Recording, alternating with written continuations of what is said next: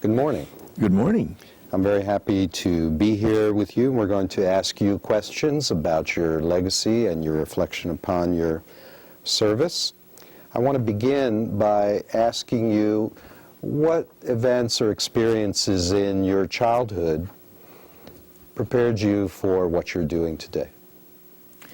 Well, I think one of the things was, going to the movies back in the 30s was that was the thing to be doing, and we used to go every Saturday, and one of the movies was about lawyers, and I thought that would be kind of neat. I think that's what I wanted to do, and I did. I used to buy the books of law and read them, and I kept that thought in mind up until the time I went to the Army, came back from the Army, went to college, and realized that I didn't have the time to devote to being a good lawyer, having a family, trying to make ends meet.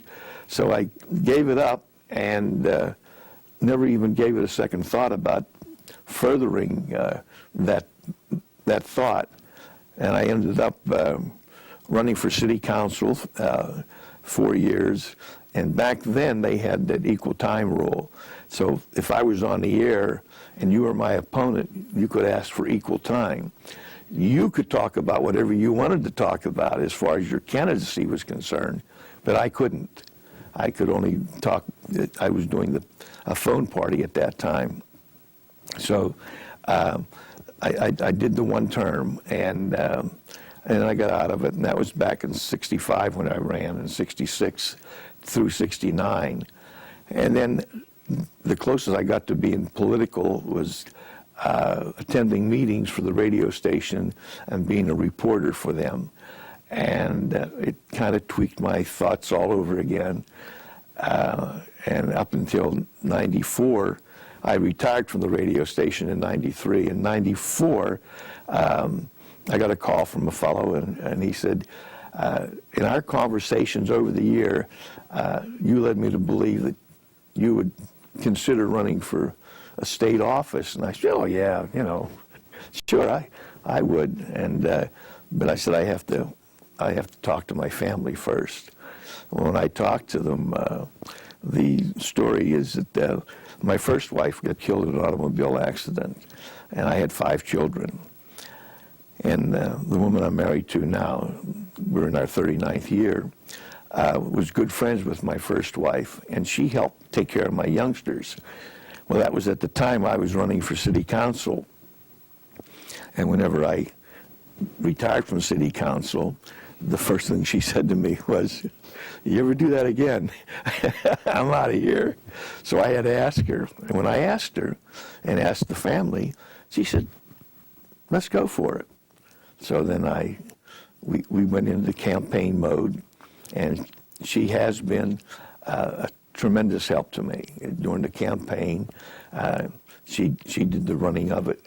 And I shook the hands and kissed the babies and was fortunate enough to win 5 times. So, and I've enjoyed every minute of it. One of the things that I think made it easier for me, everyone said, because of my age, I was 68 whenever I was running, said, you're going to hate that trip. It's 4 hours, you're going to hate it. Well, I put it back in my mind, I'm not even going to think about it. I'm not going to dwell on, boy, oh boy, I have another 4 hours. So it never dawned on me that it was something terrible, and I got used to it. Well, then in my first term, I took over January of '95. In that first term, in September, I had nothing wrong with me. I was healthy. The doctor and my wife kept pounding at me, get a physical, get a physical. Finally, one day I said, set it up, I'll go. So I walked across the parking lot to the doctor's office, and then I was escorted into St. Francis at Pittsburgh because I took a stress test, and I guess it wasn't very good. and they operated on me, a triple bypass. I've been fine ever since that. I came back to that was in late September. I was back to work October the 15th.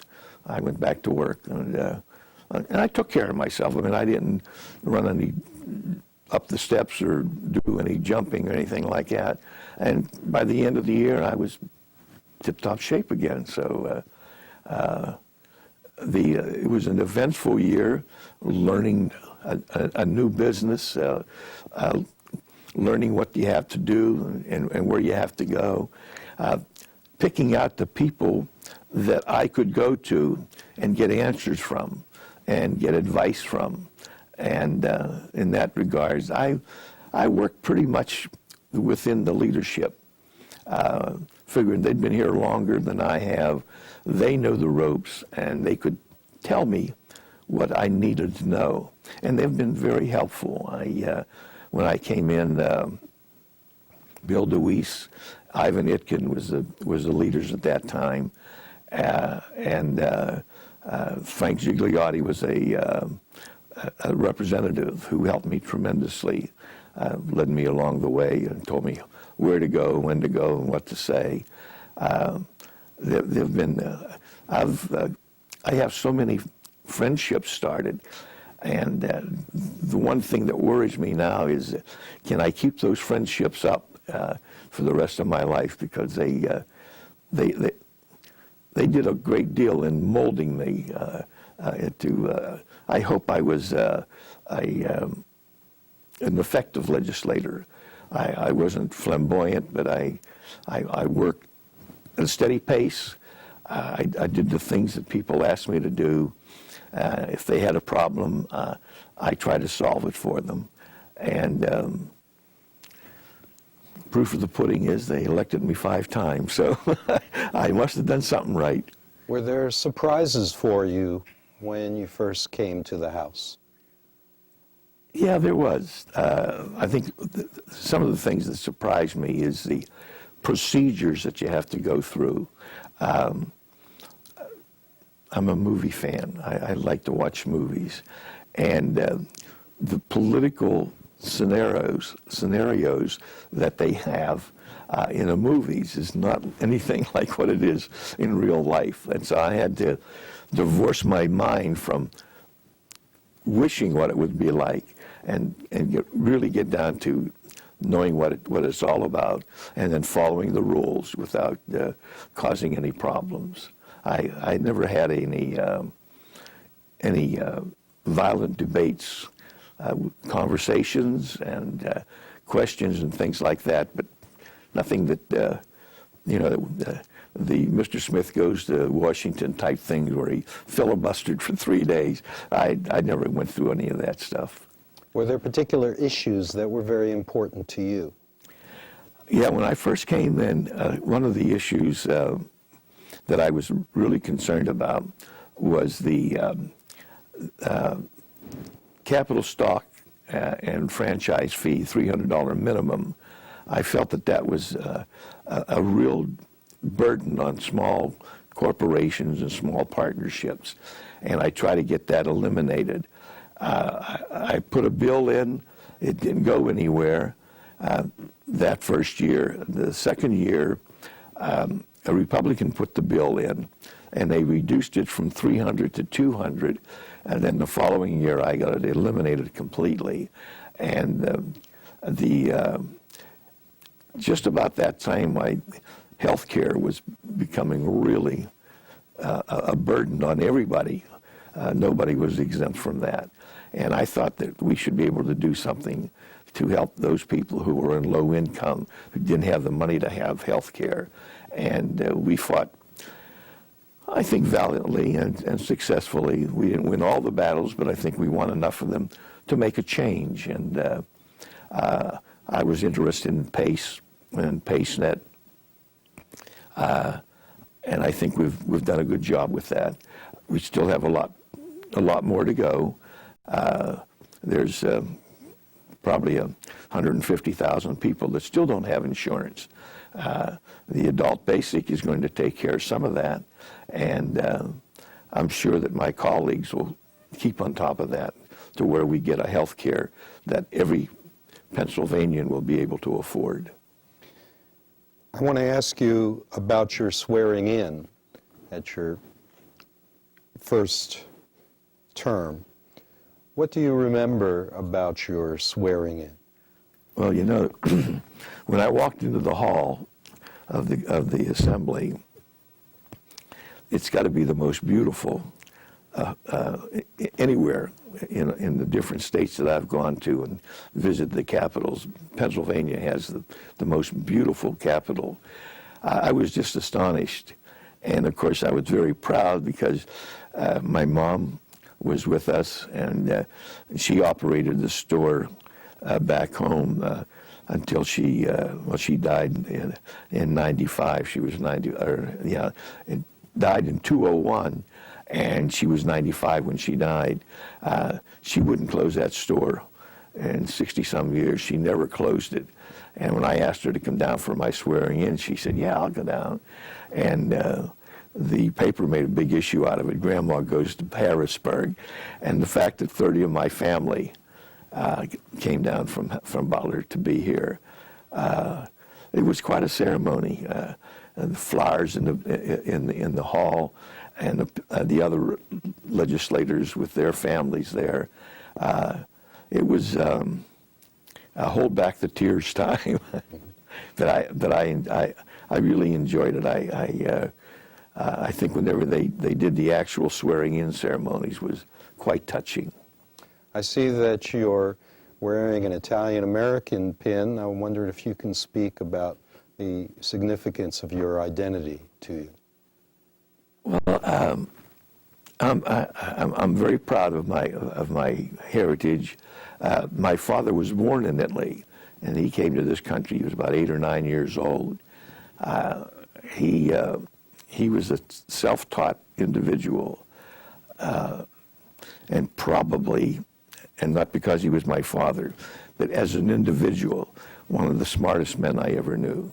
His common sense approach to life was something that I try to pattern after him. And he had a mind that was like a steel trap. He could, if you gave him chewing gum and thread, he'd build you an airplane. He could do all those things. My middle brother has his traits. He can repair, I don't care what it is, he can fix it. And so Dad was a great impression on me. And the sad thing about it, he died when he was 83 years old, and he did not get to see me sworn in as a state legislature. And he would have been very proud, because on Sunday, we had our meals at home. The whole family had to be there. No girlfriend's house, no football game. Dad and I used to get into some really great debates, religion and government. I think he'd have been proud that I was able to do something that I had always said I would do. And one of the things that he always told me, never promise something that you can't deliver. And so whenever I was campaigning, I never promised anything but 2 things: that I would be honest and I would be hardworking. And I think I lived up to those things. And the friendships that I have made back home, the 60-some thousand people that was my constituents, not all of them love me, but the majority of them, we got along real well. I was able to work across the age groups with the young as well as with the elderly. And I think that had to do a lot with my father's teaching me of the things that I needed to know. Did you enjoy campaigning?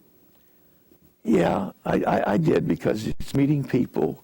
And I think it's being on the radio for as many years as I was, and talking to people every day and about different different things. It was easy for me to go out and shake hands and talk to them about what do they want in government. And I would make a note, either write it down. Today I have to write it, then I could have a good memory. I didn't have to. I could write it down, and I would actually look into those things. And I had an office staff, both back home and here in Harrisburg, that was the envy of everybody. They were absolutely fantastic. I would take a problem to them. I could forget about it. They would get me the answer. I would go over it with them, and then I would proceed down here with either getting a bill made up or talking to somebody else that would be more adept in moving it along, and I think I was fairly successful with that. Was it a challenge having your home office and your district being 4 to 5 hours away from Harrisburg? Not really, because when I came in '95, they started with computers, with fax machines, and with the computer, if I needed to know something about a bill, in seconds I have the information that I need. So it made it, I think the 3 days that I spent down here, Monday, Tuesdays, and Wednesdays, gave me the time to delve into some stuff that I had to take back home with me. And my chief of staff was a tremendous help to me. He had worked for the fellow who had my job before, Joe Steitner. Fred Vero was his chief of staff, and he was my chief of staff for the past 10 years. And we worked very well together. We had a good office staff, and I'm going to miss that. That I will miss. And the driving back and forth, now that I'm 78, I think it's starting to get to me a little bit. So this was a good time for me to retire and let somebody else come in and take hold of the reins, and I'm sure they'll do just as well. Did you receive comments or challenges as a result of being a 68-year-old first-time representative? No, not really. They treated me very, very, very nicely. I used to tease them about, I say, I'm your elder, so be nice to me. But they never put me in a position where I would think, geez, I wish I was 20 years younger. They accepted me as, here I am. I'm Guy Travaglio, and they've just been wonderful. Well, who have been your mentors? Well, Bill DeWeese and Ivan Etkin, now it's Bill and Mike Vion. I've talked to several of the representatives on different levels. Bill Lloyd, who used to be a representative, is no longer. He went into a different field. Probably one of the smartest politicians you'd ever want to meet. He knew every bill and every word in every bill. And I spent many of hours with him going over bills. He was a true mentor. In terms of some of your issues, I noticed that you were against the Department of Community Affairs being abolished. Could you describe your reasons and the background of that effort? Well, community affairs was the smaller municipalities' method of getting state money to have programs for their constituents. It was working. It was doing a good job. We knew everybody in the community affairs department and was able to pick up a telephone and get action. Maybe not immediately, but we would get action. I felt the program wasn't broke, so why change it? Why do anything with it? And I told them so. but that didn't. They still did, they still changed it. The community development and economic program that they have now is working. It's larger than I think it should be, but it's doing a good job, and I guess mainly I'm like everybody else. Change comes tough, and I was comfortable with community affairs, and it was tough for me to get changed over. I eventually did change over and realized that the DCED is a good program, and it's working. Just took me a little while to give in. Well, one of the advocacy issues that you're credited with is trying to help during a state of deindustrialization, and there's notes on how you tried to keep jobs in Pennsylvania, and you mentioned that that might help the local steel industry, which had suffered. Could you say something about that campaign and whether it worked or not? Well, yeah, one of the things in Butler County, we have a community development corporation. It's a nonprofit organization, and their job is to bring in industry and create jobs, and they work very effectively. They're back a few years,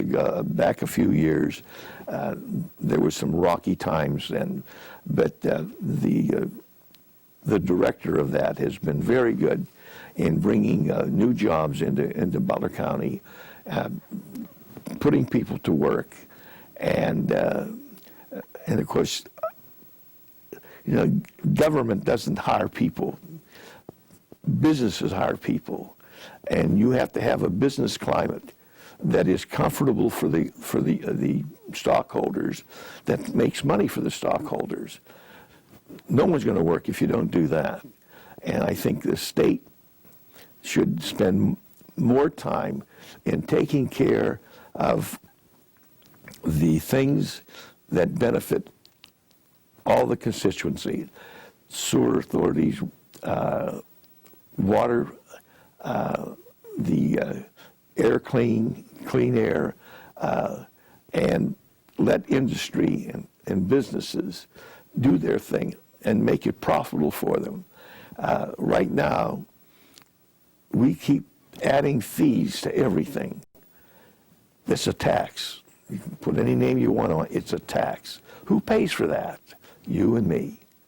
And the more that we tax the businesses, the more they're going to move out. We've got to make this a business-friendly Pennsylvania. Until we do that, we're going to have the problems we have right now, being 45th and 47th out of 51 states. It just doesn't, it's not going to get any better until we do that. Well, how did your experience as a small businessman influence your approach to some of these issues as a representative? Well, in the small business, we had the same problem. We had to figure out a budget. We had to figure out how to get the money. We had a payroll we had to meet, whether it was for 3 people, 10 people, or 100 people.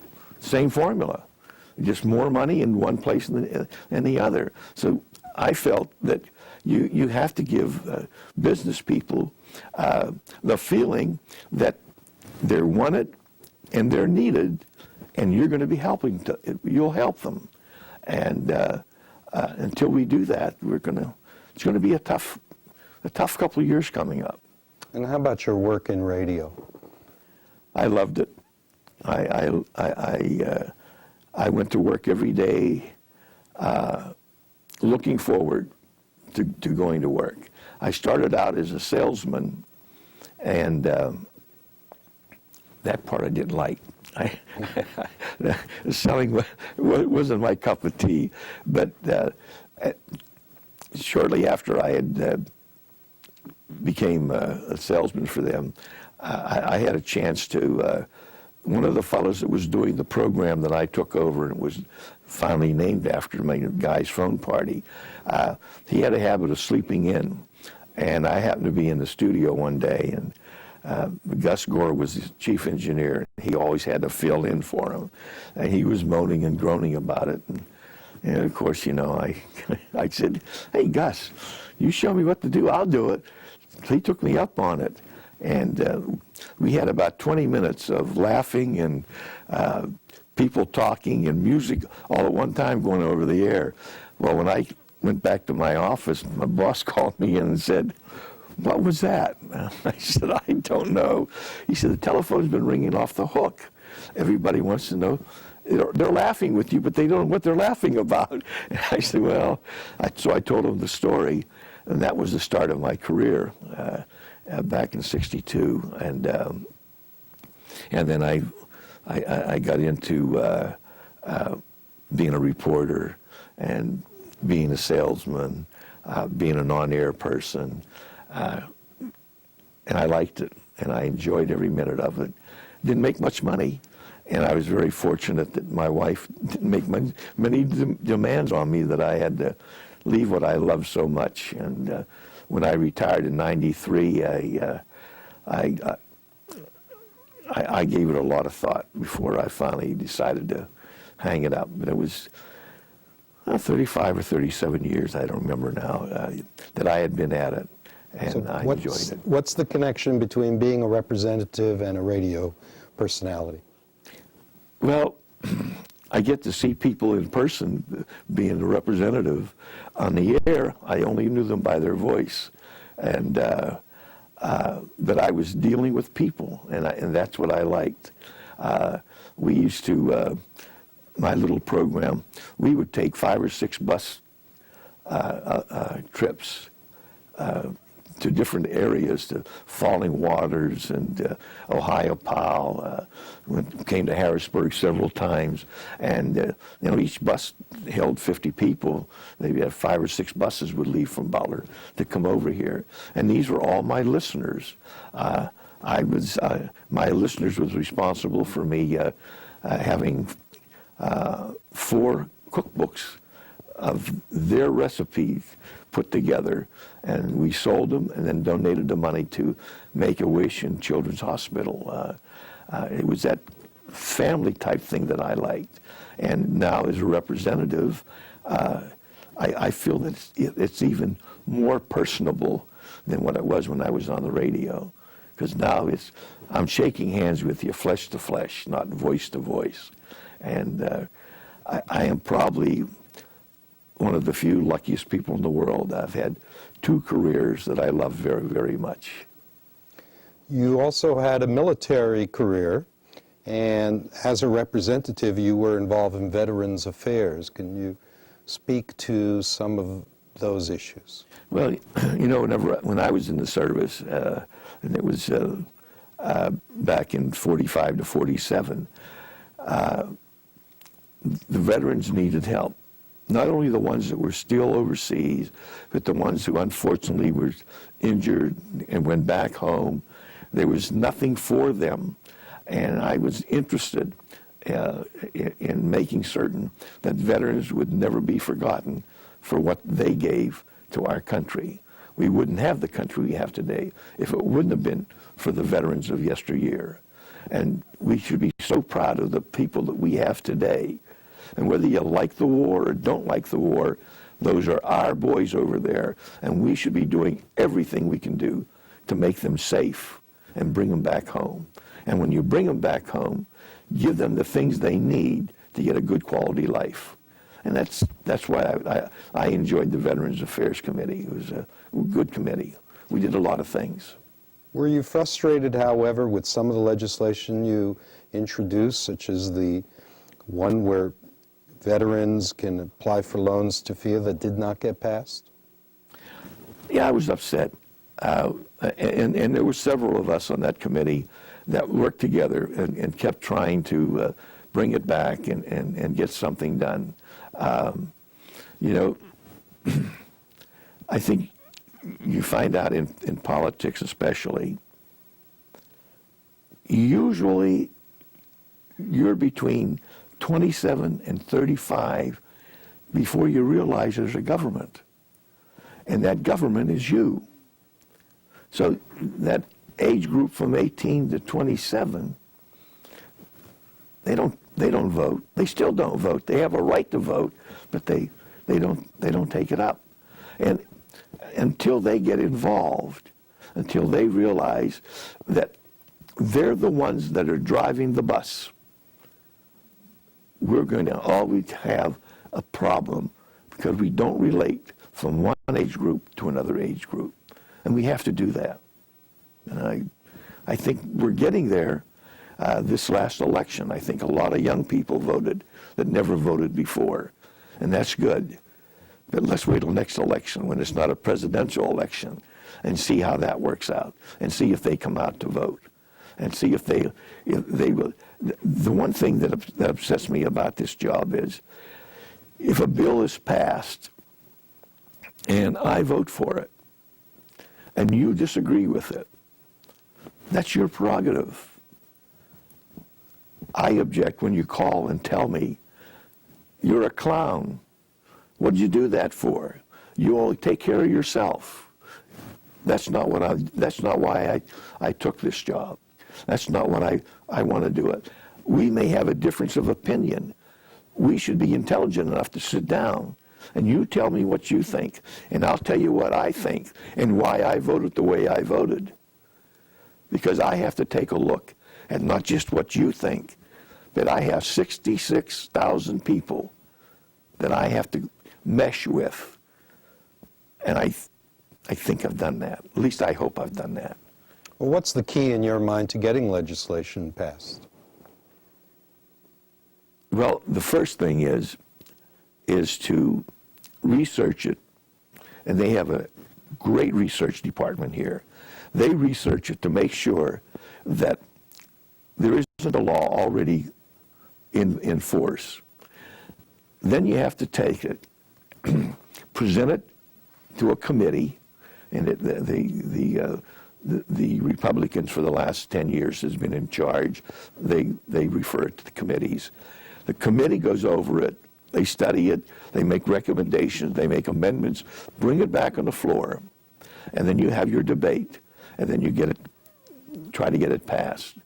And you know, I remember the first time that I voted, I was so bewildered because I seen lights going on, red lights, green lights going on. And I thought for a moment, my mind just quit working.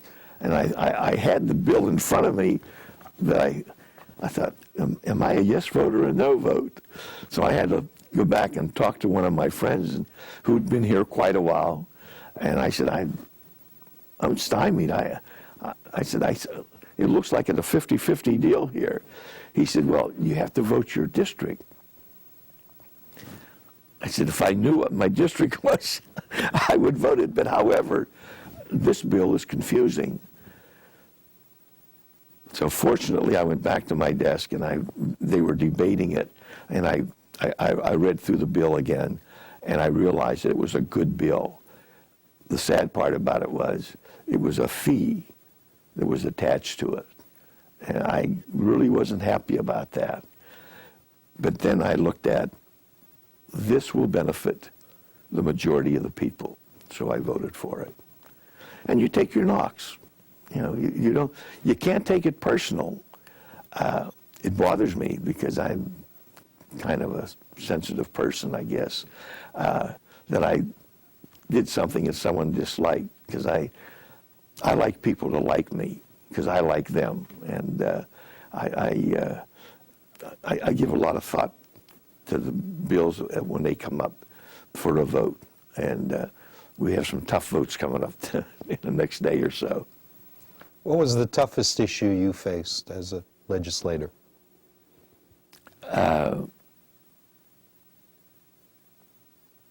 I would say probably,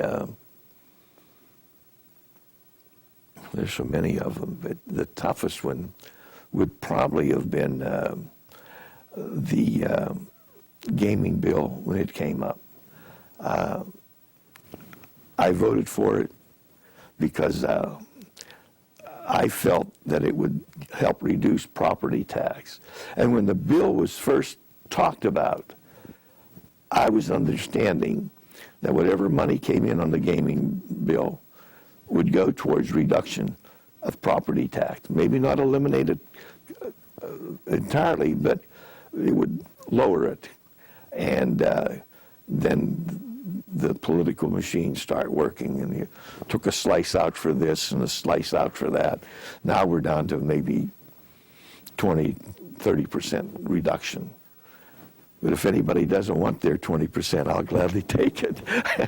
Take it off of my tax bill. That was a tough vote for me. And pay raises is another tough vote for me. I got into a lot of problems because I voted against one of the pay raises, and then I took it. The only thing I could, in my defense, was my parents didn't raise an idiot. Why should I take less money than you take, and I'm doing the same job, hopefully better than you're doing. So if you're taking it, I'm going to take it. So I took it, and that was in my second term, and I guess the people realized that I'm allowed to make one mistake, so I did. Did voting nay get you in trouble with leadership? No. Usually, when I was going to be opposite of leadership, I went to them and talked to them about it, and told them this is why I'm against this, and they would tell me why they thought I should vote for it. And then after our conversation, they always said, vote your conscience guy. And so as far as I know, I'm in good shape with leadership. You were also in the legislature at the time of 9/11. Can you describe where were you and what your reactions were to that event? Well, when that happened, I was at my mom's bedside. She was dying, and I was devastated that anybody would have the nerves to do what they did on that date. 3 days afterwards, my mom died, and then the full force of it hit me. First you get angry, and then you think, what can we do to prevent it? And I think we're working towards it, but I don't think we're there yet. I think we'll always be, we're like the king of the mountain. Everybody wants to knock the king off of the mountain. And we're the greatest country in the whole universe. The things we have, other countries are dying for. And I guess maybe I'm getting mellow in my old age, but I appreciate what we have. And I think that I want my grandchildren and great-grandchildren to have the same kind of life that I've had. Do you think the legislature has changed as a result of that event? Yes, I think so. I think it's made them more aware of things that could be done.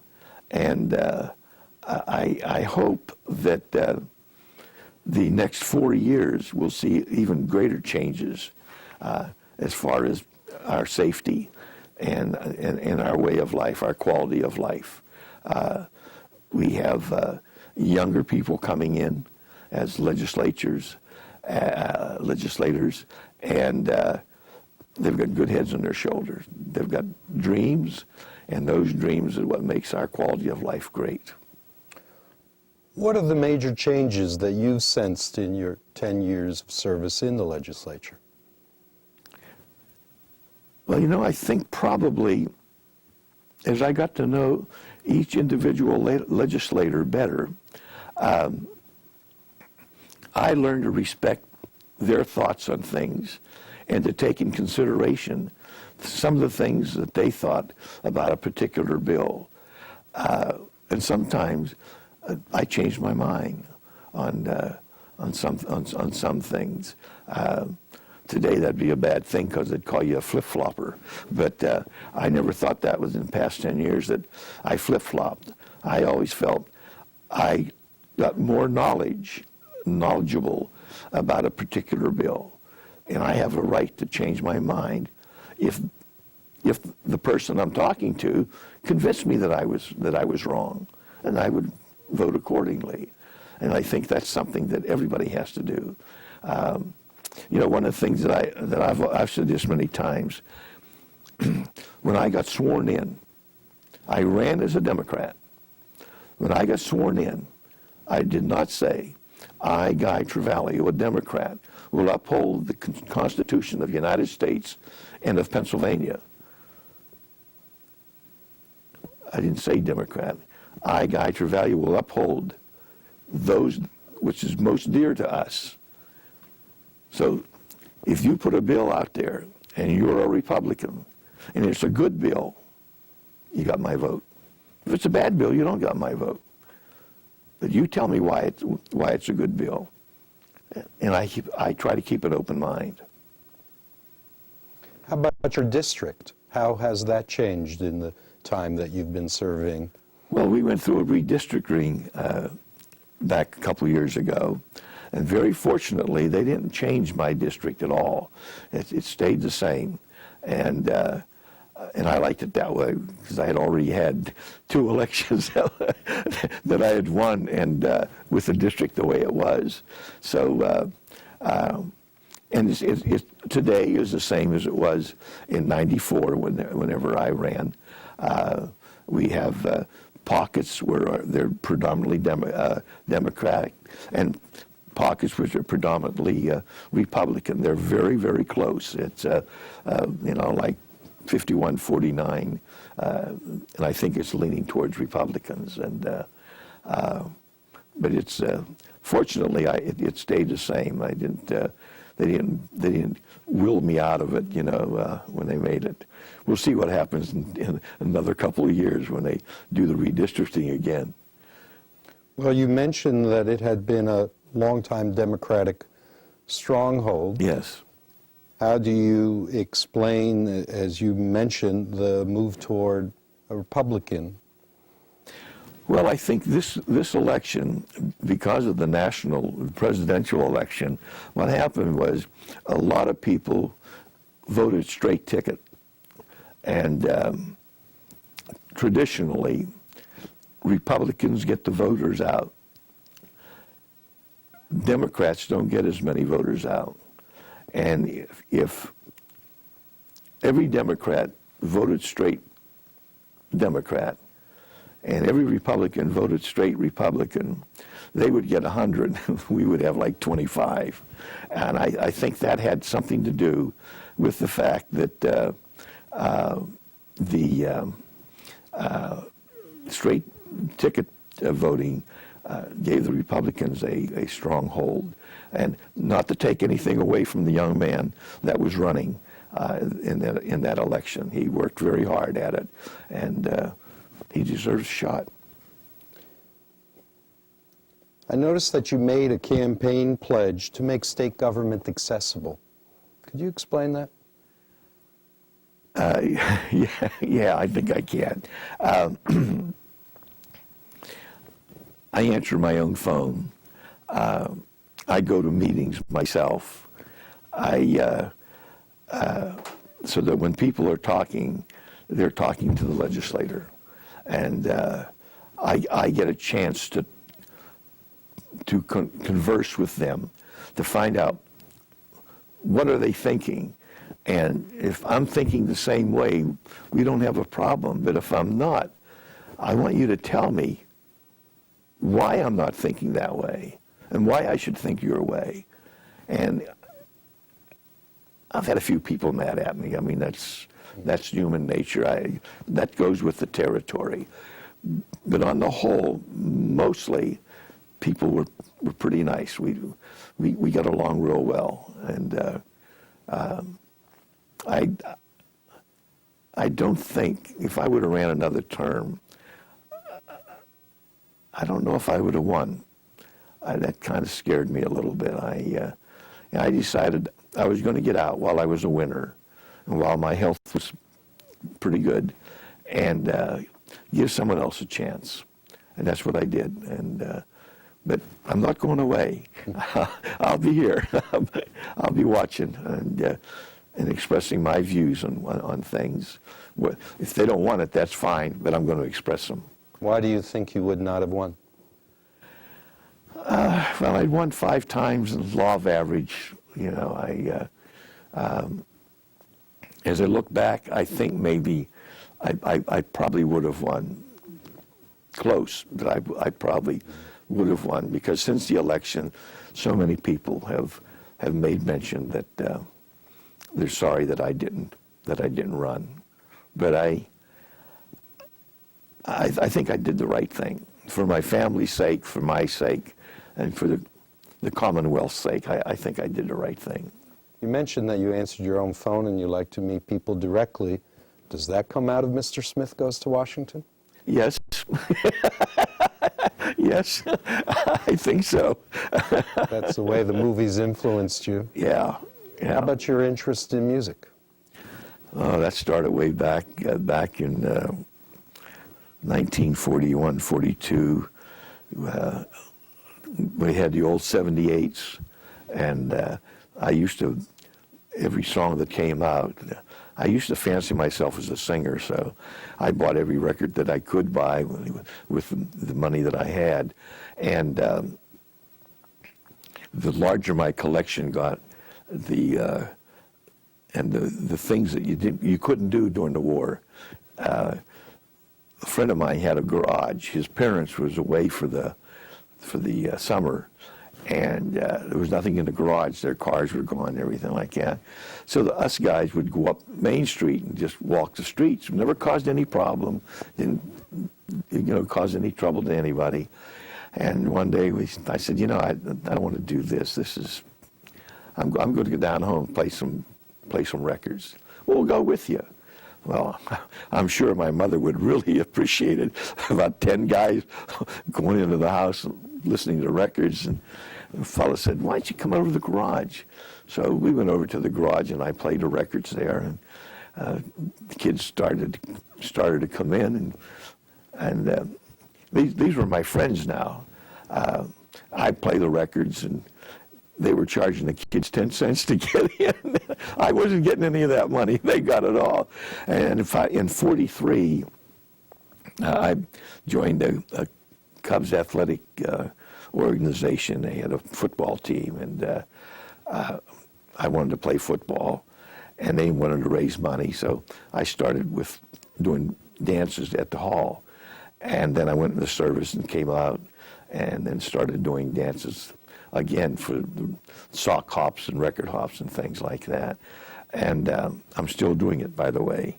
I do a lot of Christmas parties, weddings, class reunions, things like that. And not as many as I used to. I used to do it pretty heavily, but now I kind of pick my time, because my equipment has gained weight over the years, so I don't really lugging it around. And my wife helps me, and I have a friend of mine who is very devoted, and he helps me. And between the two of them, I don't carry very heavy stuff. They do it. But I've always loved music, and when I was younger, I had a pretty fair voice. I can't sing now, but in the showers I sound great. That water makes it really resonate. But and I have a real extensive collection of records, and now I probably have 60 times about 1,800 to 2,500 CDs. Of course, there's anywhere from 12 to 20 songs on each CD, so I have a pretty extensive collection. And I'll probably, after I retire at the end of this month, maybe do 3 or 4 dances a month, just to keep at it, keep active, because I don't want to become a couch potato. Well, who are your favorites, or what really moves you? Oh, well, naturally Frank Sinatra. I have all his stuff. Bing Crosby, Al Jolson. I used to imitate him when I was younger. Dean Martin, Perry Como, Julie London, Doris Day, Peggy Lee, Sammy Davis Jr., and of course, going into the 60s, some of the groups were just fantastic. And I owned the record shop with Mr. Q's, with Dick Q-Tan, and we used to bring in some of the top 20 groups into Butler. So I got to know a lot of them, the Spaniels, the Cadillacs, the Platters, the Four Freshmen, the Letterman. So I like all that kind of. I actually like every kind of music there is that I can understand. Some of it I don't understand, and I don't understand it. Therefore I don't like it. But most everything else I enjoy very, very much, and my wife will be glad to know that when I'm not doing anything, I'll be listening to my music. Well, the connection that I see is that you seem to like to make people happy, whether in public service or in this music. Where do you think that value comes from? Gosh, I don't know. Unless going back to the days of the movies when musicals was being pumped out 100 a day, there was always a joyous thing, a party going on, and then there was always that thing that happens that looks like the end of the world is right around the corner. Then all of a sudden the sun shines and people are happy and they're singing, and I guess maybe that's what I want to do. Looking back on your career, do you have any regrets? None whatsoever. None whatsoever. I think the radio business started to cement my personality. The dances helped out. And when I decided to get into politics, it just broadened my learning experience. It taught me a new way of studying and of analyzing and coming to a conclusion. And I hope it was to the satisfaction of everybody. As a representative, what accomplishments are you most proud of? Well, one is getting the health centers back in Butler. One is one that I'm most proud of. Could you describe that? Well, there were 67 health centers throughout the Commonwealth.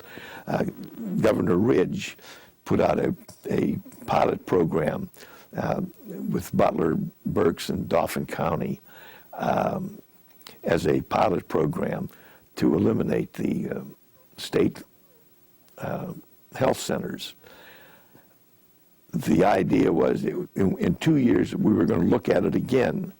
Well, it didn't work out because the individual organization that took on the health center only held it about a year when he realized that they couldn't do all the procedures that the health center under the state jurisdiction was doing, and they gave it up. I have been trying since 1997, I think, to get them reopened in the three counties. Last year, I gave up on the other 2 counties because they never even contacted me to find out could they be of assistance, or we're with you, we're against you, or anything. So I told the governor I was interested in Butler County. And if the other 2 comes along, that's fine. If they don't, that's fine too. But I was really interested in Butler County. I pitched to them a couple of times and wrote letters a couple of times. Finally, we got to the point to where first of the year, they decided to move on it. And I just talked to the health department this morning.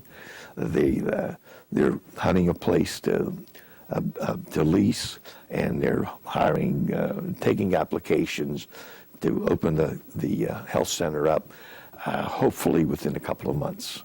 And that I worked hard on it, and which shows you that hard work pays off. That was one of the better things that happened that I'm thrilled about. And I used to belong to the CDC, the Community Development Corporation. I no longer am part of that. But I enjoyed my years with them in being able to talk to CEOs and purchasing agents and finding out what their needs were and how we could do things. I probably will, I won't go back on the committee, but I probably will be putting my nose there to keep in touch and see what's going to be done and how it's going to be done. And our community is in dire need, as many communities are. Financially, programs are being cut, people are being laid off.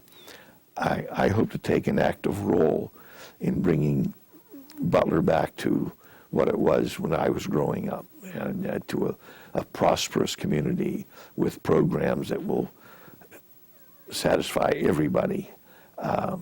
If I can do that, whether I'm a legislator or not, I can help do that. So that's what I'm going to do. And what other accomplishments do you remember? Oh, gosh.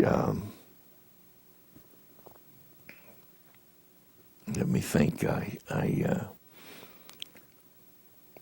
I was able to get the governor to release $1.8 million towards refurbishing a Pullman Park baseball field that we have there, and the board of trust is now negotiating with getting a semi-pro team to come in and play there. That took me about 5 years to get that accomplished. It was, of course, you have to convince people that moves the buttons around, and I was able to do that. So is a lot of being a legislator personal persuasion? Yeah, I would think so. I think it is. I never thought I had that personal persuasion, but I guess being persistent and not demanding got some of the things I wanted done, I got done. And I feel that if it's for the betterment of the Commonwealth or for the betterment of my community, I don't object to going to somebody else and let them carry the ball. If I feel I haven't did justice to that particular program, I didn't object to going over to the Republican side and seeing if somebody there would help out. As I did it back home, I had no problem in bringing people together. I like that. I'll be active. I'm on the Area on Aging board back home, Irene Stacy board. I'm treasurer of the Butler Area Sports Hall of Fame. I'm active in the Cubs, SOI Club. I'm going to stay active in those things. I'm on the board of the Boy Scouts. I'm going to stay active in those things and work within their mission to get things accomplished. If you had advice for new freshman representatives, what would it be? Take the job seriously and promise yourself you're going to do a good job every day, not every other day. And I think if they come here with the right attitude, that they're going to help people, they'll get wrapped up into it real fast and realize that that's the way they want to do it. And that things can always be better, and you can be one of the things can make it better. And I think with the young people coming in today, they're younger. It's a younger group, and they're going to have ideas. And with the aid of the older legislatures, because they can tell you, we did that back in 26 or back in 46. We did that, and this is why it failed. And with the youth, with their ambition, their dreams, their gusto, maybe they can make the change that'll make it come true. I have great faith in young people. And how do you want your service as a representative to be remembered? That I tried and I succeeded. And that's all I want. And what does the future hold for you? Well, I'm going to stay active. I'm going to become part of the community back home, and if I can be of assistance to Harrisburg, I would like the opportunity. I would welcome it, as a matter of fact. And on that, I want to thank you for your time and sharing your memories with us. Thank you very much. I appreciate that.